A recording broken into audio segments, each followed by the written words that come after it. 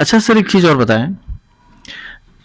जैसा कि सर बार बार वो शब्द आ रहा है मुझे भी, मैं फिर आपसे मिलने के लिए, तो क्या यहाँ से जाने का कोई मतलब गम तो होगा सर? देखिए, आप तो शिक्षा जगत से जुड़े हैं। कृष्ण ने उद्धव जी को भेजा गोपियों को समझाने के लिए। तो कवि ने क्या कहा है? गोपियों ने कहा उद्धव जी से, उद्धव जी लरी काई को प्रेम कहो अली कैसे छूटत। ये प्रिंसिपल के रूप में पहला संस्थान और अंतिम संस्थान, इसको लरिकाई का प्रेम कहेंगे।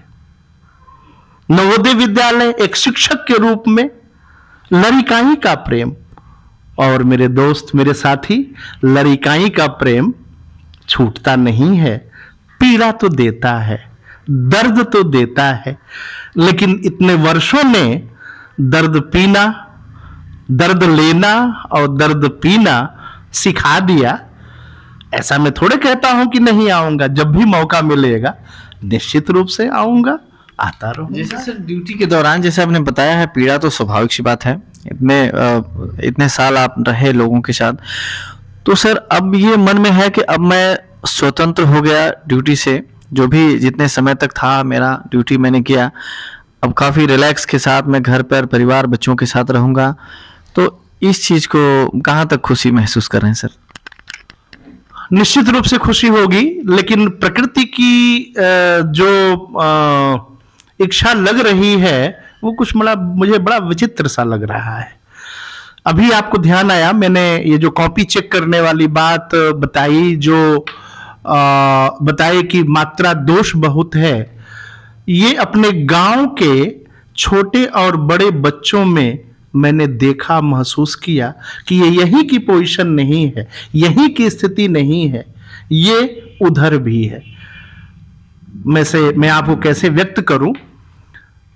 प्राइमरी स्कूल में जब था मैं, तो पिताजी अध्यापक थे और लोकमान्य इंटर कॉलेज सेवरही देवरिया, अब तो वो कुशीनगर में चला गया, और मैं वहां के उस स्कूल में प्राइमरी संबद्ध था, उसी में पढ़ता था। और वो हेडमास्टर साहब थे, उनका नाम ही था दुखहरण प्रसाद।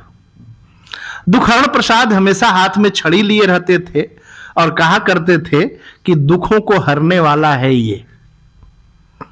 और उन्होंने जो शिक्षा दिया,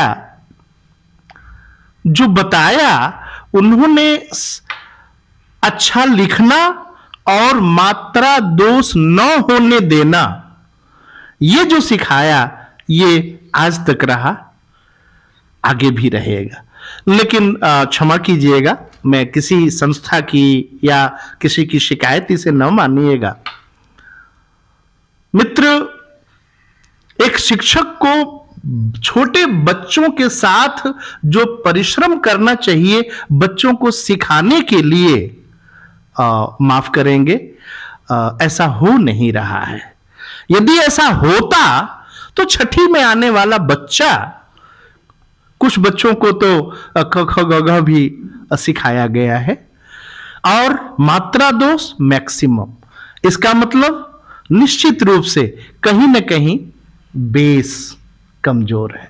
तो मन में आया है ये भाव कि और कुछ नहीं तो एक तो अच्छा समय बीतेगा, और सुबह या शाम को अपने गांव के उन छोटे छोटे बच्चों को अपने बारामदे में इकट्ठा करूंगा, और हिंदी और इंग्लिश, मैं तो वैसे इतिहास भूगोल का आदमी रहा, लेकिन ये जो कसक है अच्छी हैंडराइटिंग और मात्रा दोष, इसके लिए उनको सिखाऊंगा।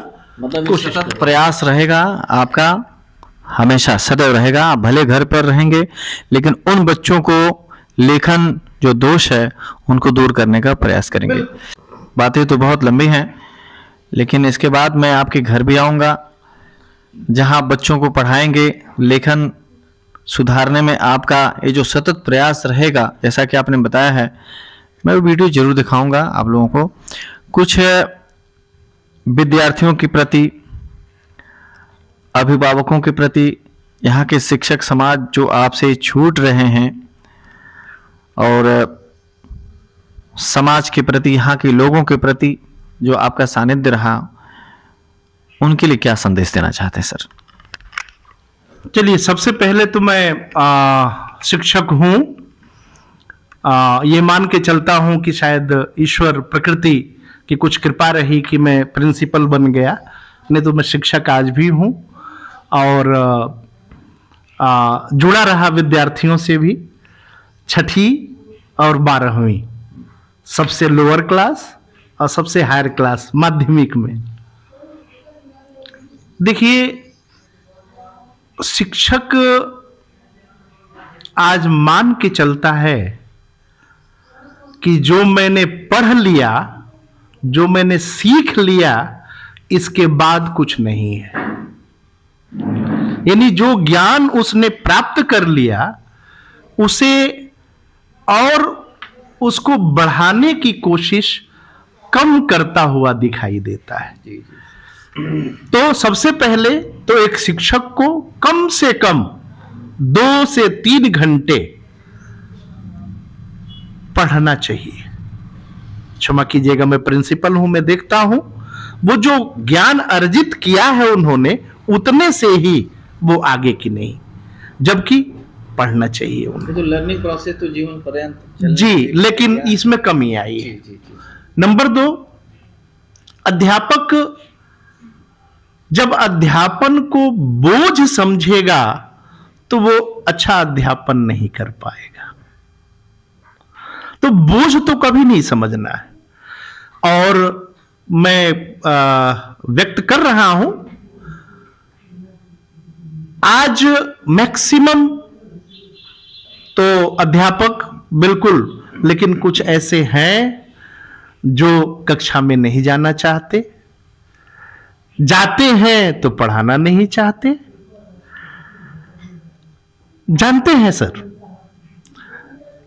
अध्यापक और विद्यार्थी के बीच जो पढ़ना और पढ़ाने का रिश्ता है, चलता है,